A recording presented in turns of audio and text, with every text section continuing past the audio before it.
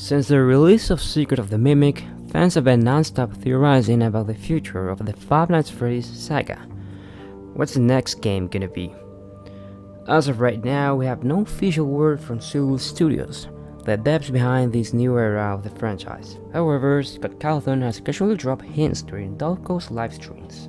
Anyways, over the past months, the official composer for many of the Five Nights at Freddy's soundtracks, Leon Riskin, has posted a couple of tweets on his X account that seem to strongly connect to the series' future.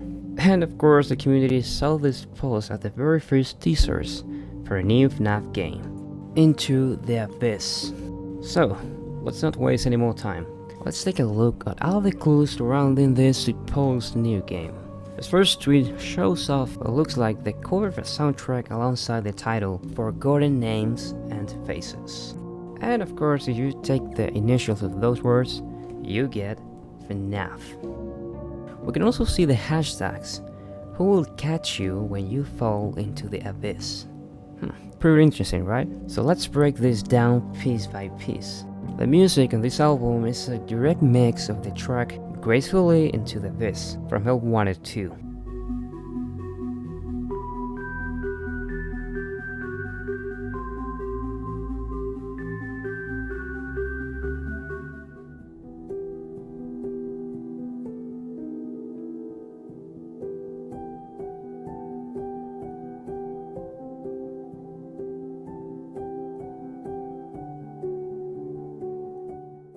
Specifically from when you play Princess Quest.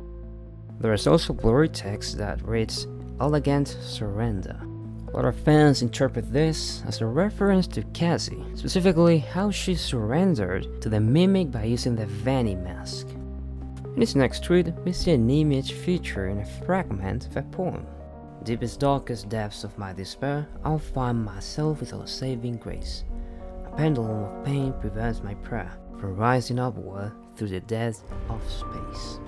This poem was written by Tom Woodliff, and it goes by the name Abyss.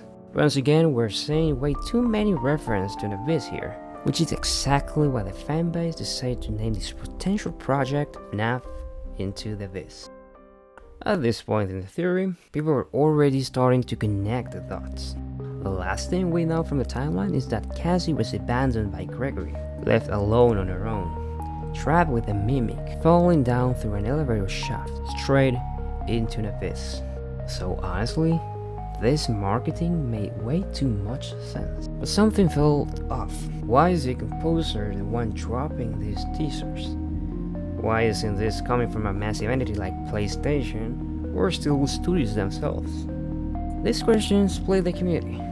You had the skeptics, or again this wasn't FNAF related at all, just maybe some random side project. And then you had the believers, absolutely convinced that this was 100% the next game in the saga.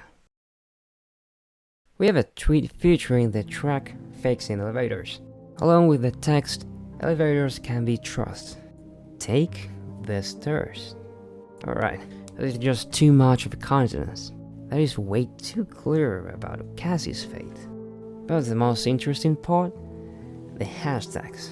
We see a bunch of generic words, sure, but right in there are some scrambled letters, and when you put them back together, we got the name of Betty Lou Oliver. Sound familiar?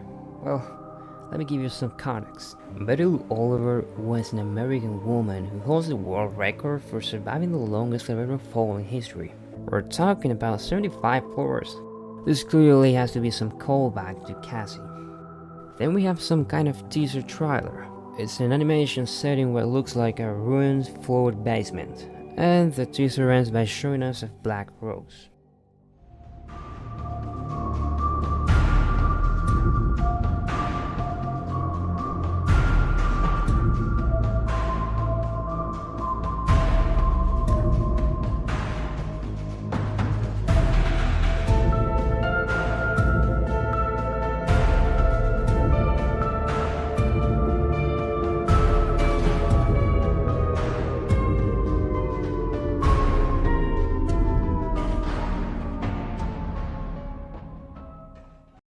Check out the details that made the community lose their minds. You can see construction helmets, wires, and this is a big one, a glowing mushroom that is identical to the ones found at the end of Security Breach Rune. Wow, too good to be true, right? People were starting to realize this might just be the biggest theory in the FNAF's history. After a few weeks, we got another teaser, and this is where the community absolutely lost it.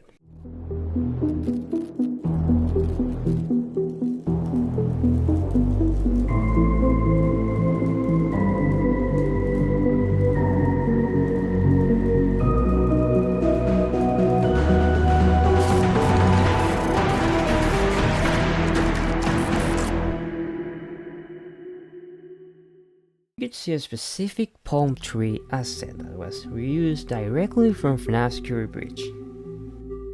This was going way too well. Some people even stopped being so skeptical. But about a few days ago, Leon Riskin posted a tweet to clear everything up.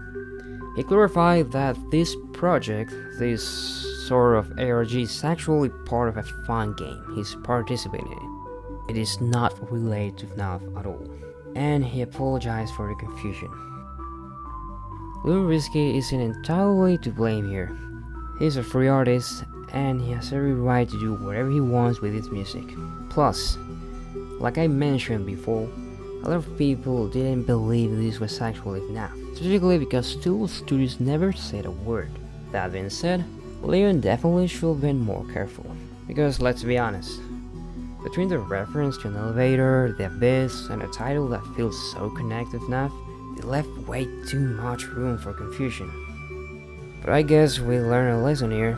We need to stay sharp and wait for an official confirmation. Otherwise, we're just gonna drive ourselves paranoid.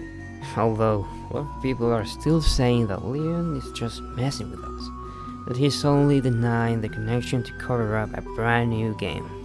But well, it's just a theory. Who knows?